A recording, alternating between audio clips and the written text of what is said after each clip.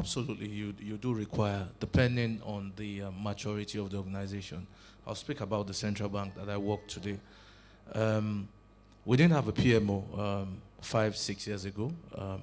And what typically happened was you had almost a siloed organization running very similar projects. You had a payment system, a department that was maybe building a new settlement system for interbank transactions. You also had a technology department that had its own, wanted to build a system in-house. And, so many similar projects were running in parallel. Looked at, CBN as a whole and found out that we had certain projects were spent billions of naira, some of them 10, 11 years had not been completed, some of them had failed. And there was a need to have a central point, that will become almost like a clearinghouse, that will be involved right from when the requirements are gathered, when the investment decision is about being made, to prioritization, and to also ensuring that there is a standard framework for project management, because you had various departments that were, using different methods. Some were using Prince2, PM bulk. In the same organization, reporting was a problem.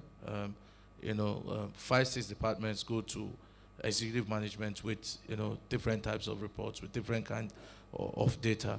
So what the PMO has done in the last 5 years is to one, try as much as possible to ensure that we develop one methodology across the entire Reserve Bank.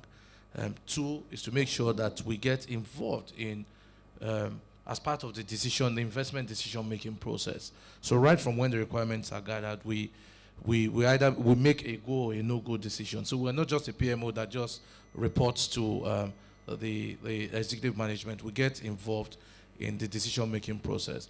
And also the third thing is to bring project management or the project managers, almost together so that we can pool resources. I mean, you have good people who are certified, who work in risk, who work in financial markets, so we bring them together. The PMO, utilizes their competencies to run projects in the organization. So absolutely, I'll say it's necessary. In the last 5 years, we have data to show that our projects, especially if you look at the metrics you use, we're better now on quality, we're better now on time. I mean, we'll have a new settlement system for the country. It was delivered almost on time. Previously, I'm certain without the PMO, we'll still have been on the project. We have a new supervision system we use for surveillance across the bank, delivered right on time. So PMO is necessary, depending on how the organization is structured. The span can vary, but essentially it's improved project delivery across the Reserve Bank.